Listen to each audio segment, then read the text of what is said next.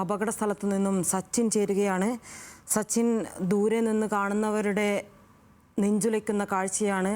അപ്പോൾ നമുക്ക് മനസ്സിലാക്കാവുന്നതേ ഉള്ളൂ, സംഭവ സ്ഥലത്തു നിന്ന് ഈ കാഴ്ചകൾ കാണുന്ന സച്ചിനും റഹീമും ലെവിൻ ഉൾപ്പെടെയുള്ള മാധ്യമപ്രവർത്തകർ, മറ്റ് ഉദ്യോഗസ്ഥർ, നാട്ടുകാർ, കുടുംബക്കാർ, ഇവരുടെയൊക്കെ അവസ്ഥ നമുക്ക് മനസ്സിലാക്കാവുന്നതാണ്. ഇപ്പോഴും അവിടെ കുടുംബാംഗങ്ങളെ അന്വേഷിച്ച് അല്ലെങ്കിൽ അവിടെ അന്വേഷിച്ചെത്തുന്ന ആളുകളുണ്ടോ? അവിടെ സുരക്ഷാ സംവിധാനങ്ങൾ, പോലീസുകാർ ഇവരെയൊക്കെ വിന്യസിച്ചിട്ടുണ്ടോ? എന്താണ് അവിടെ നിന്നും നൽകാൻ പറ്റുന്ന വിവരങ്ങൾ? മുണ്ടത്തിക്കോടിന്റെ നടുക്കം ഇതുവരെ മാറിയിട്ടില്ല. സമീപ പ്രദേശത്തെ വീടുകളിൽ, അതായത് ഈ സ്ഫോടനം നടന്ന പ്രദേശത്തോട് ചേർന്ന് കിടക്കുന്ന വീടുകളിലുള്ള ആളുകൾക്കടക്കം ഇത്തരത്തിലുള്ള സ്ഫോടനം നടന്നത് ഇപ്പോഴും വലിയ രീതിയിലുള്ള ആഘാതം തന്നെയാണ് ഉണ്ടാക്കിയിട്ടുള്ളത്. കാരണം പല വീടുകളുടെയും ഗ്ലാസ് ചില്ലുകൾ അടക്കം തകർന്ന് വീണിട്ടുണ്ട്. ആ സമയത്താണ് ഇത്തരത്തിൽ സ്ഫോടനമാണ് വ്യാപകമായ രീതിയിൽ നടന്നത് എന്ന കാര്യം പോലും നാട്ടുകാർക്കും വീട്ടുകാർക്കെല്ലാം ബോധ്യമാവുന്നത്.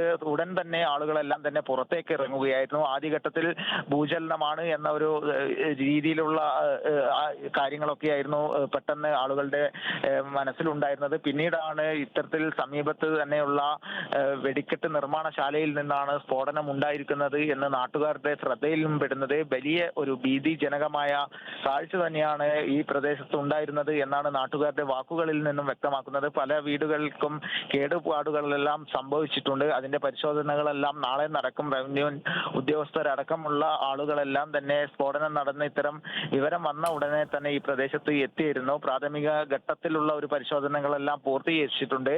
കൂടാതെ സ്ഫോടനം നടന്ന പ്രദേശത്ത് ഏകദേശം പരിശോധനകളെല്ലാം രാത്രിയോടുകൂടെ അവസാനിച്ചിരിക്കുകയാണ്. അതിൽ പ്രധാനമായും വെളിച്ചക്കുറവടക്കമുള്ള കാര്യങ്ങളുണ്ട്. കൂടാതെ തന്നെ വലിയ രീതിയിലുള്ള സുരക്ഷാ ഭീഷണി തന്നെയാണുള്ളത്. കാരണം പല ഭാഗങ്ങളിൽ നിന്നും ഇപ്പോഴും ചെറിയ രീതിയിലുള്ള പുകയൊക്കെ ഉയരുന്നുണ്ട്. അതിനാൽ തന്നെ സ്ഫോടക വസ്തുക്കൾ പൂർണ്ണമായ രീതിയിൽ നിർവീര്യമാക്കാനൊന്നും സാധിച്ചിട്ടില്ല. അതുകൊണ്ട് ഈ പ്രദേശത്തൊന്നും രാത്രിയിൽ പരിശോധന നടത്തുന്നത് വലിയ രീതിയിലുള്ള ദുർഘടമായ ഒരു സാഹചര്യം തന്നെ നിലനിൽക്കുന്നുണ്ട്. അതിന്റെ അടിസ്ഥാനത്തിലാണ് അവസാന ഘട്ടത്തിൽ സമീപത്തുണ്ടായിരുന്ന കുളത്തിൽ പരിശോധന നടത്തി. തൃശ്ശൂരിൽ നിന്നുള്ള പ്രത്യേക സ്കൂബ ടീമിന്റെ നേതൃത്വത്തിലാണ് പരിശോധന നടത്തിയത്. എന്നാൽ കുളത്തിൽ നിന്നും മറ്റ് ശരീര ഭാഗങ്ങളൊന്നും കണ്ടെത്താൻ വേണ്ടി സാധിച്ചിട്ടില്ല.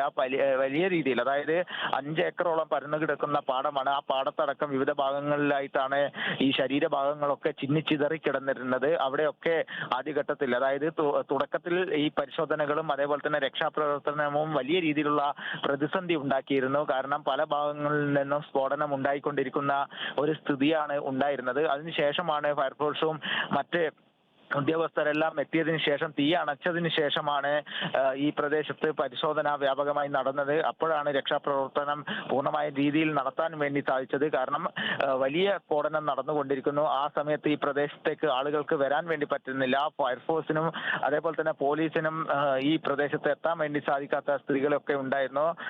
തീ ഒരു 50% അണച്ചതിന് ശേഷമാണ് പല ആളുകളെയും പാടത്ത് നിന്നും ഈ സ്ഫോടനം നടന്ന ഭാഗത്തു നിന്നെല്ലാം ഫയർഫോഴ്സും അതേപോലെ തന്നെ പോലീസും നാട്ടുകാരെല്ലാം ചേർന്ന് രക്ഷിക്കുന്നത്. നിരവധി പേരുടെ ശരീരഭാഗങ്ങളെല്ലാം പാടത്തു നിന്നെല്ലാം ലഭിച്ചത് എന്ന കാര്യവും നാട്ടുകാരും പോലീസെല്ലാം വ്യക്തമാക്കിയിട്ടുണ്ട്.